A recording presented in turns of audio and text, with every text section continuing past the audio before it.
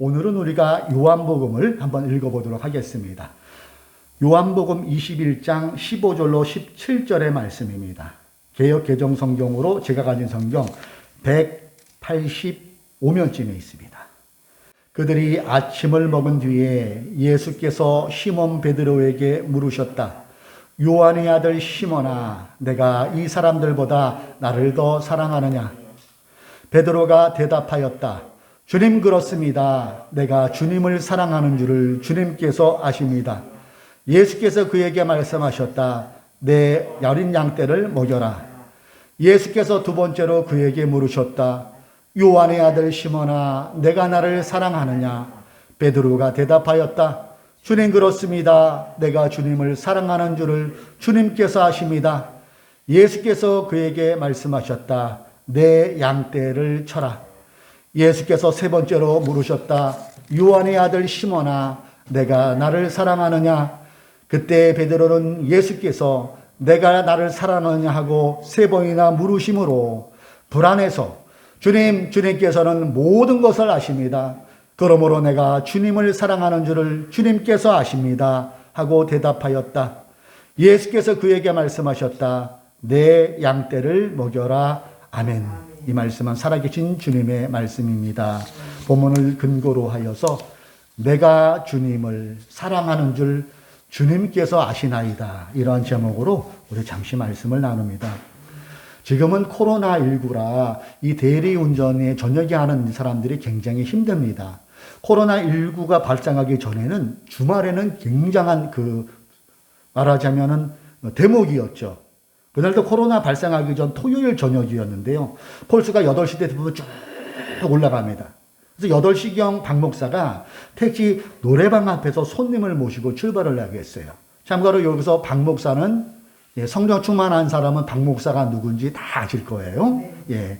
손님의 주고받는 대화를 박 목사가 들어보니까 친정에 딸이 놀러 왔더라고요. 딸이 놀러 와서 손자랑 중학생 손자랑 저녁을 같이 먹고 노래방에서 간단하게 맥주를 한잔 하고 대리를 불렀구나 하는 그런 상황이 연상이 되었어요. 그 친정어머니가 강릉 분이시더라고요. 아저씨, 편의점 잠깐 들려요? 네. 손님이 편의점에 물건 살 게 있다고 해서 급정차를 갑자기 해버립니다. 그리고 박 목사가 무전으로 상황을 알려주죠. 예, 여기 잠깐 편의점 잠깐 들리십니다. 들어갔는데 10분이 지나도 안 나오세요. 약 15분 정도 들어와서 나오셔서 다시 올라갑니다. 편의점에서 올라가는데 또 이분이 말씀하시죠. 아저씨, 저기 365 코너 잠깐 들려요. 좀 당황스럽죠. 그래도 뭐 고객이 원하니까 어떻게 하겠어요. 네. 밥 먹다가 차를 급히 우회전해서 제일 가까이 있는 농협 365로 손님을 모셨어요. 예, 손님께서 365 한 번 더 들리십니다. 이 무전을 치는 이유가 이 콜센터는 오해를 하거든요. 돌아서 가면은 삥땅 치는 자는 그런 불필요한 오해 때문에 이 대리기사들은 항상 무전을 해줘야 되고 또 콜센터에도 그 상황을 알아야 적절하게 콜을 안배를 할 수가 있어서 반드시 무전을 날립니다. 콜이 밀려드리는 시간대라 콜센터에서 무전이 날라오는 거예요. 야, 기사님, 독자절인가요? 이 얘기는 대리운전 사이에 빨리 가라는 신호예요. 콜이 밀리니까 빨리빨리 좀 해달라. 그래서 콜이 계속 밀리니까 박 목사도 머리를 쓰죠. 딴에는 지름길로 이제 쫙 가는 골목으로. 그랬더니 웬걸, 이 뒤에 있던 그 강릉 그 할머니가, 아니, 아저씨 왜 길로 가? 요것만이 나오지 않라고 하냐? 잔머리 쓰네. 아유, 손님, 그게 아니라요. 지금 콜도 많이 밀리고 해서 여기 가면 3, 4분 정도는 빨리 갑니다. 저희께 좀 맡겨주세요. 그래서 저기는 목적지에 도착했어요. 그것이 홍제 힐스테이라트라는 아파트예요. 갔는데 뭐 주말이니까 이미 차는 꽉 들어갈 데가 없어요. 2바퀴 지하까지 들어가서 해도 찾을 데가 없어요. 그래서 나와서 홍제동 주민센터 쪽 방향 내리막에다가 자리가 있길래 한신이 됐어요. 예수님 오시느라고 수고하셨습니다. 요금은 10,000원에 모시겠습니다. 대번이 아주머니가 바로 싸대입니다. 아니, 아저씨, 뭔 소리야? 내가 여기 단골인데 나 7,000원에다 7,000원만 받아. 아니, 고객님, 지금 2군데 경유해서 한 군데는 서비스라고 하지만 시간이 많이 지체됐습니다. 그래서 10,000원은 주셔야 돼요. 아니, 이 사람이 내가 강릉이나 나한테 삥땅 치려고 그러네? 그러면서 본인이 콜센터에 전화를 하는 거예요. 아니, 저기 나 단골인데 이 사람 내가 7,000원에 오는데 왜 10,000원을 받아? 7,000원 맞지? 콜센터 직원도 급한데 그래서 친절하게 안내를 해주더라고요. 아니, 고객님, 그게 아니라요. 두 군데 거치셨잖아요. 지금 코스가 맨이 올라가고, 한 군데는 서비스지만은, 이 기사님이 지금 한 콜을 못하고 지금 모셔드리는 거니까 양해 바라고요. 10,000원이 적당한 거 맞습니다. 아유, 뭐, 기도리도 없어. 다 단골인데 깎아주지도 않고. 근데 마지막에 10,000원 씩 던지듯이 건네주더라고요. 감사합니다. 그리고 차에서 같이 내리고, 홍제 힐스테이트 쪽으로 이제 차를 픽업차가 걸러오니까 이렇게 올라가면서, 예, 홍제 힐스테이트 종료 픽업 좀 하고 올라가는데, 이 아주머니가 중학교 1학년 되는 손자한테 하는 얘기가 제 귀에, 박 목사 귀에 그대로 꽂히는 거예요. 영철아, 나 봤지? 나사가 공부 열심히 안 하면 저 사람 평생 대리운전이나 해. 그 소리를 들은 박 목사가 순간 기분이 굉장히 나빴죠. 박 목사가 뒤를 넘어서 이렇게 쳐다봤어요. 그러더니 그 서울에서 온 딸이 그래도 좀 예의가 있더라고요. 쫓아왔더니, 아유, 기사님, 어머니한테 그런 얘기 들었죠? 죄송합니다. 우리 어머니가 술을 들으셔서 그래요. 엄마, 뭘 말을 그렇게 해. 강릉 대에서 10,000원이면 정말 싼 거야. 뭐 그렇게 얘기해. 아무 얘기나 그냥 좀 올라가 버리는 거예요. 마음이 많이 무너집니다. 그때 콜센터에서 차를 기다리면서, 픽업차를 기다리면서 제가 핸드폰을 열어봤어요. 그랬더니 문자가 2개 들어와 있더라고요. 교회 1층. 기와의 전기요금이 3개월째 연체되어 있습니다. 모월 모일까지 납부하지 않을 시 부득이 전기공급을 차단할 예정이오니 속히 납부 바랍니다. 다음 문자. 우리 큰딸한테 온 거예요. 아빠, 내일까지 수학 여행비 내래요. 나 수학 여행 가지 말까? 마음이 그때 푹 무너지면서 그때 제가 든 생각이, 야, 가난과 극빈 사이의 줄타기를 내가 하고 있구나. 제 기준으로 여러분, 가난은 힘들지만은 공과금 정도로 낼 수 있는 게 가난이라고 생각하고요. 극빈은 뭐냐면은 공과금조차도 못 내는, 자동차에 주유등에 빨간불이 들어왔는데도 그것도 없어서 달달달 아슬아슬하게 차량을 운행하는 게 극빈이라고 저는 정의를 합니다. 그 가난과 극빈 사이에 막 마음의 갈등이 생각되는데, 가난은 그래도 좀 낫습니다. 밀려서라도 어찌어찌 되니까. 그런데 이 극빈의 단계로 들어서면요, 멘탈에 붕괴가 옵니다. 사람 만나기가 꺼려지게 되고요, 스트레스가 엄청나게 돼요. 다른 사람은 아무 얘기 없이, 박 목사 오랜만에 우리 차나 한잔 하지 않은데, 그 차나 한잔 하지가 그 박 목사 당사자에게는 굉장히 부담이 가는 거예요. 그러니까 일부러 전화도 안 받게 되고, 사람을 피하는 일이 극빈에 떨어졌을 때 나타나는 상황이에요. 사람과의 관계가 단절이 되고요, 우울증이 오고요, 스트레스가 와요. 그래서 이 극빈을 막는 것은 정말로 중요하다고 저는 생각을 합니다. 그렇게 그날 대리운전을 하는데 또 유난히 콜이 꼬였어요. 취소도 되고, 또 진상 손님 만나서 쓸데없는 욕도 좀 먹고, 차 안에서 왜 이렇게 담배를 피시든지 머리가 지끈지끈거려요. 차 안에서 담배를 피시면. 그리고 또 폭우도 쏟아지고 픽업차도 늦게 하고 아주 엉망이었어요. 그날 주말에. 너무너무 힘들 때는 제가 한 번씩 가는 곳이 있어요. 그것이 바로 경포호수 쪽에 남자와 여자가 이렇게 동상 서 있는 그쪽에 벤치가 있어요. 지금도 그 벤치가 있습니다. 그 시간이 주일을 향하는 약 3시 정도 됐어요. 새벽 3시. 아무도 없어요. 그 시간에는. 그 앉아서 이렇게 앉아있는데 하늘의 구름 사이로 보름달, 반달이 쭉 나오면서 그 반달이 경포 호수까지 비쳐서 물이 찰랑찰랑찰랑 거려요. 그때 제가 기도를 했어요. 하나님, 저 너무나 힘듭니다. 이제 못 참먹겠습니다. 이제 이 상황에서는 그냥 여의도 수목원교에 다시 복귀할 수 있는 그 길을 열어주시든지 어디 부교육자로 갈 수 있게 저를 좀 안내해 주십시오. 공과금, 자녀 학비, 사택, 월세, 교회 임대료, 애들도 힘들어하고 오늘은 인격 모독까지 당하고 나니까 다 때려치고 싶습니다. 그냥 교회고 뭐고 그냥 다 멈추고 싶습니다. 그러면서 제가 그곳에서 계속 하염없이 울면서 기도를 했습니다. 이렇게 기도하기를 얼마 정도 지났을까요? 박 목사의 머리에 순간 갈릴리 호수가 생각나는 거예요.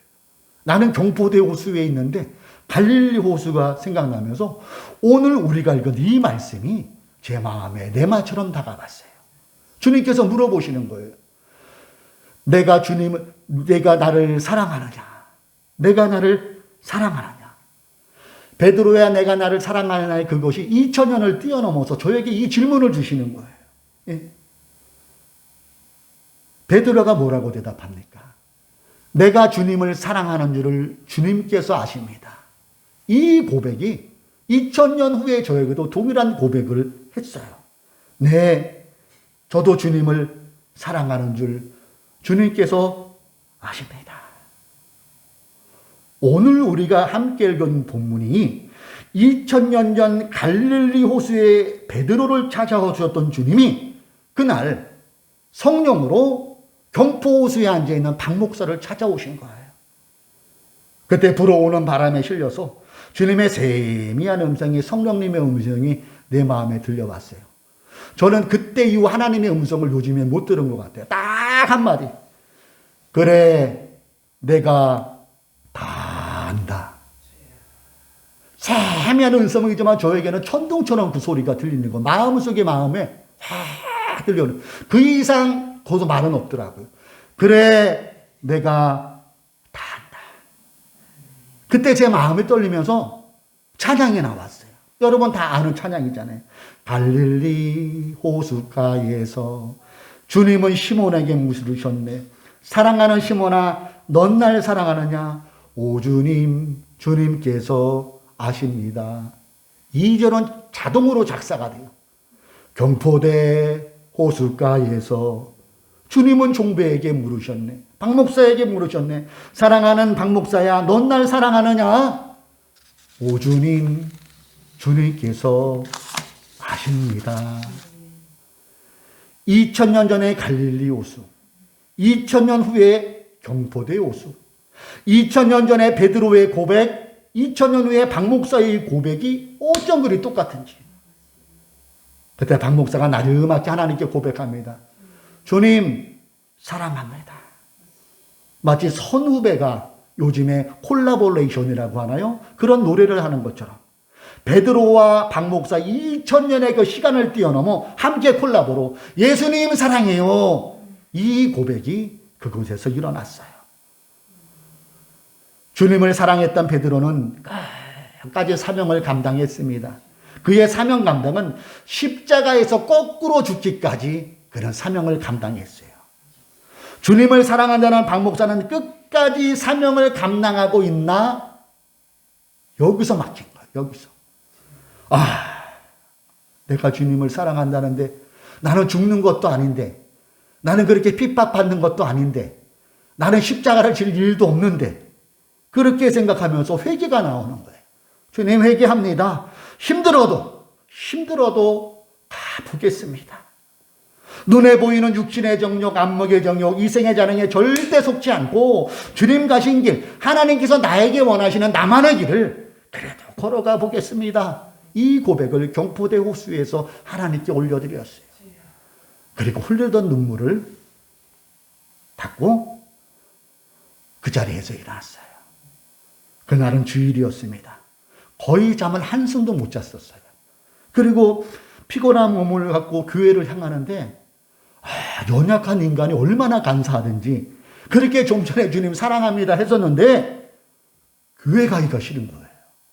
저 목사잖아요. 담임 목사잖아요. 피곤해서 그런지 교회 가기가 싫은 거예요. 제 스스로가 놀랐어요. 그날 박 목사는 의무감으로 교회에 왔어요. 주일 예배가 시작되었습니다. 1층에 있을 때죠. 예배가 지나고 5분이 지나고 사도신경 할 때도 아무도 안 와요. 우리 가족만 있어요. 그래서 좀 있으니까 우르르 사람들이 사도신경 중간쯤 하니까 들어오더라고요.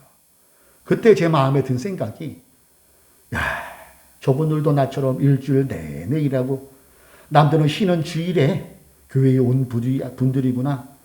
이런 생각이 들면서 미운 생각이 안 되는 거예요. 설교가 시작되었습니다. 앞에서 두 번째 앉은 어느 나이 드신 집사님이 이렇게 보니까 눈꺼풀이 무거워지더라고요.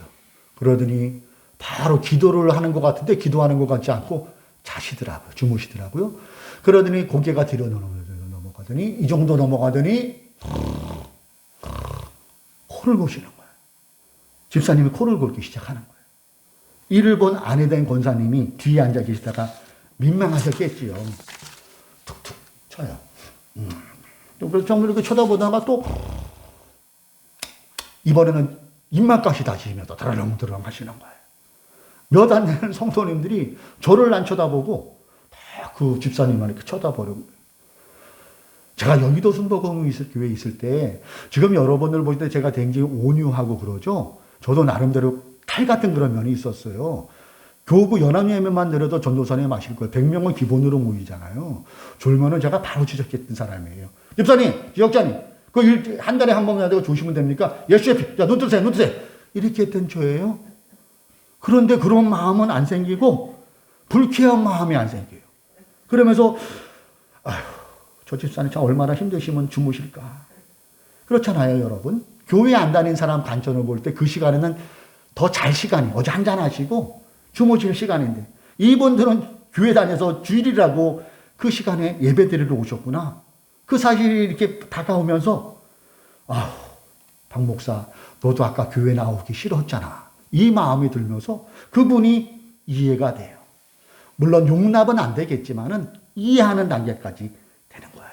그러면서 저의 지난 일주일, 손님들에게 시달려 있던 일, 인격적 모욕, 뺑소니차 만난 거, 그러면서 여기에 성도들이 한 주가 이렇게 오버랩이 되면서, 아휴, 돈 벌기 일하시기 얼마나 힘든데 주일날 예배 나오셨을까. 하나님, 저들을 축복하여 주옵소서. 그런 마음이 생기면서 설교를 마쳤어요.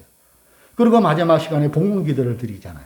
봉헌기도를 드리는데, 그것이 오버랩이 되는 거예요. 내 일주일과 저분들의 일주일, 이분들이 드리는 헌금은 다 사연이 있는 거예요. 그냥 돈이 올라온 게 아니에요.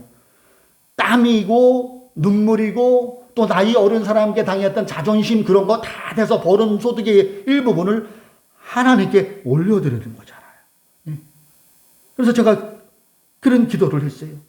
하나님 아시지요? 우리 성도님들이 땀 흘려 번 돈을 지금 하나님께 드립니다. 이 돈은 저들의 땀입니다. 눈물입니다. 피입니다. 하나님 저들의 드린 손길을 기억하시고 저들에게 큰 복을 내려 주옵소서 하는데 나도 모르게 눈물이 팍 터져버려가지고 그냥 울었어요. 그냥 울었어요. 엉엉하고 울었어요. 그날. 그랬더니 여기저기서도 흑흑거리고 그렇게 코를 건들 분들도 울고 계시더라고요. 예배가 마쳤습니다. 축도로. 그랬더니 그 집사님이 저에게 다가오더니 제 손을 꼭 잡는 거예요. 그러더니 하는 얘기. 목사님, 제가 죄송하지만 피곤해서 설교 시간에 자서 은혜를 못 받았습니다. 설교 시간에.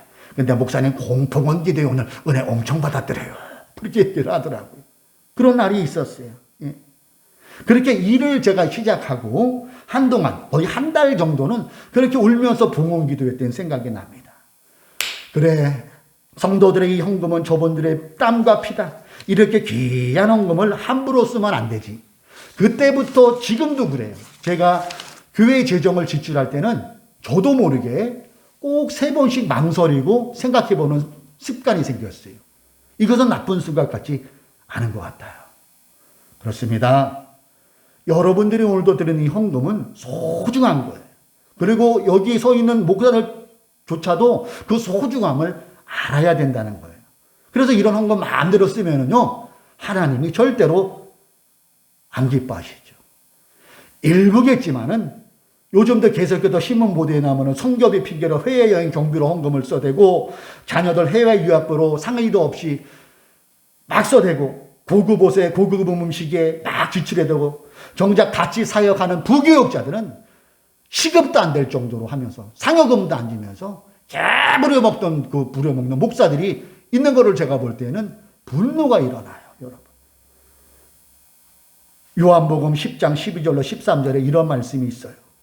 삭구는 목자가 아니요 양도 제 양이 아니라 이리가 오는 것을 보면 양을 버리고 달아나나니 이리가 양을 물어가고 또 해치느니라. 13절. 달아나는 것은 그가 삭꾼이니까 내게 양을 돌보지 아니합니다. 이 삭꾼이 여러분 뭐냐면요, 임시로 돈을 받고 하는 사람을 삭꾼이라고 그러는 거예요. 그러니까 목사의 직위로 거기 있지만 그 사람은 관심이 돈에만 있다는 것을 예수님이 지적하고 있는 것이지요. 저는 지금도 그때 헌금함을 들고 눈물로 기도하면서 성도들의 삶이 보이기 시작했고요. 이해가 더 구체적으로 왔고요. 공감 능력이라는 것을 하나님께 그날 이후로 선물로 받았다고 저는 믿습니다. 공감 능력. 공감 능력이 뭐예요? 우리 전도사님이 힘들어할 때 그 순간에 얼마나 힘드셨을까. 그것이 같이 느껴지는 것. 기쁠 때 맞아. 이게 공감 능력이잖아요. 이 공감 능력은 예수 믿는 우리들은 정말로 중요해요. 이것이 떨어지면 나만 안 되고요. 그리고 공감 능력의 최고는 예수님이잖아요. 얼마나 우리가 사탄의 그 계계에 협해서 하나님과 우리 사이가 막혔을 때 그것이 얼마나 힘든 걸 아셨기 때문에 그분이 골고다를 올라서 십자가를 지신 거잖아요. 그러므로 예수 믿는 우리들은 이 공감 능력이 탁월해야 되고 이 공감 능력을 달라고 하나님께 기도도 해야 될 줄로 믿습니다. 바라기는 이 시간 제가 그때 받은 공감 능력의 그 선물을 여러분도 받으시기를 주님의 이름으로 축복합니다. 그렇게 하고 그 다음 주에 또 희한한 일이 나타났어요. 월요일 저녁 자정쯤 됐는데 우리 오희석 집사는 알 거예요. 관동대학교 올라가는 그 사거리 저게 오른쪽 강릉북밭 건너편에 보면은 지금도 있어요. 두 남자 이야락이라는 그래서 집에서 대리를 불렀어요. 그래서 딱 모시고 가는데 목소리가 많이 익어요. 로필러로 보니까 장로님이시더라고요. 박 장로님. 수수께 되셨어요. 근데 일행이랑 같이 했는데 저는 그분을 아는데 그분은 저를 모르더라고요. 뭐 당연히 모르죠. 설마 목사가 대리운전할지 생각했겠어요? 아마 저기 기산 아파트 들렸다가 이밤 더샵. 그리고 가면서 즐거운 얘기를 막 하세요. 저는 참 난감하더라고요. 그걸 아는 척을 해야 되나 모르는 척을 해야 되나. 그래서 기산 아파트에서 그 손님이 먼저 내리고 차를 이렇게 돌려서 오는데 이분이 저한테 말을 하면 되는데 뭐 이렇게 급한지 벌떡 뒷자리에서 일어나서 이렇게 버튼을 누르더라고요. 차량 이렇게 엔터 버튼. 그 음악이 나와요. 그 음악에 테이프가 돌아가는데 전용대 목사가 부른 세상에서 방황할 때 이게 굉장히 은혜잖아요. 이분이 그 노래를 들고 따라 부르는데 르비를 이렇게 보니까 벌써 45도 기울어졌어요. 넥타이는 바지만 들을 때 이제 혼자 부흥회를 하더라고요. 손 들고 예수야 이제 이런 노래를 막 부르는 거예요. 여러분 상상을 한번 해보세요. 상상을. 앞에 운전석에는 개척 교회 목사가 운전하고 있고 뒤에는 알코올 조그만한 장로님은 45도 기로 손까지 들고 예수야 하면서 막 울면서 혼자 부흥하는 이걸 한번 여러분 쉬운 조합이 아니잖아요. 한국교회 역사상 정말 보기 드문 광경이 그날 저녁에 연출이 된 거예요. 3절쯤 거의 후전부터니까 이제 차가 도착했어요. 이렇게. 그래서 제가 아는 척을 인사는 드려야 될 것 같아서 그 방지턱이 있잖아요. 아파트 들어가면 덜컥 방지턱. 덜컥 넘어가면서 장로님 요즘 사업 힘드시죠? 이렇게 물어봤어요. 그랬더니 순간 조용해지시더니 딱 하더니 저를 아십니까? 저는 하늘교회 방법사예요. 아니 목사님이 그러면서 옷 메모서를 딱 해서 주일날 버전 장로 버전으로 딱 잡으시더라고. 내렸어요. 피곤하신데 들어가세요. 그래서 본인 이제 상해를 얘기하는 거예요. 제가 사실은 원래 술을 안 먹는데 오늘 비즈니스가 좀 너무 힘들어서 목사님이 대리운전 할지 몰랐습니다. 죄송합니다. 그러더니 주머니를 이렇게 하더니 6만 원을 주고 6만 원. 경유하면 10,000원만 주면 되거든요. 장로님한테 10,000원만 주시면. 목사님 이렇게 만난 것도 하나님이 뜻 아니겠어요? 이거 5만 원 더 드리는 거 이거 식사라도 하세요. 그러면서 대손을 이렇게 잡으면서 대신에 우리 담임 목사님한테는 좀 보안 좀 부탁드린다고 얘기를 하는 거예요. 그럼요. 저희 사생활은 잘 지켜드리죠. 들어가세요. 들어가셨어요. 여기서 끝이 아니에요. 다음날 또 만난 거예요, 이번에는 그 택지에서 만났어요. 근데 그때는 그분도 알아보시더라고요. 가는 내내 자기의 사연을 얘기하죠. 비즈니스가 너무 힘들다 보니까 술을 안 먹어야 되는데 이게 술을 안 먹으면 이게 잘 안 통해서 그렇게 되면서 쭉 해서 집까지 또 왔어요. 왔는데 이분이 그날은 5만 원을 또 주시는 거예요. 제가 부담감이 어제도 턱 주셨는데 괜찮습니다. 목사님, 장로가 술 마셨다고 무시해서 안 받는 겁니까? 또 그렇게 얘기하시는 거예요. 이게 받았어요. 그러면서 그가 하는 얘기가 있어요. 목사님, 목사와 장로가 술 먹어서 만나는 게 흔한 일은 제가 생각해도 아닌 것 같습니다. 연속 어떻게 이틀 2번을 만날 수가 있습니까? 제가 한 번 더 목사님을 만나면요, 맹세합니다. 하나님께서 제가 다니는 교회를 접고 목사님 교회로 가는 준엄한 하나님의 명령으로 알겠습니다. 목사님 믿어주세요. 그러더라고요. 들어가세요. 들어갔어요. 2번 만났죠? 그 다음에 이분은 못 만났어요. 이제 술을 안 드시고 제대로 신앙생활을 하시는구나. 그렇게 생각했는데, 웬걸요? 제가 아는 동료, 오늘 그 대리기사가 얘기하더라고요. 목사님 안 마시거든. 그 장모님이랑 한번, 대리운전 옮겼어요. 다른 데서 옮겨서 한대요. 이 얘기가 제가 새롭게 하소서에 방송에 나갔잖아요. 어느 날 장로님이 찾아오셨어요. 작년에. 그 사람 도대체 누군지 너무 궁금하다고 예배당까지 찾아오셨어요. 모모 장로님께서. 그런 일이 저에게 있었어요.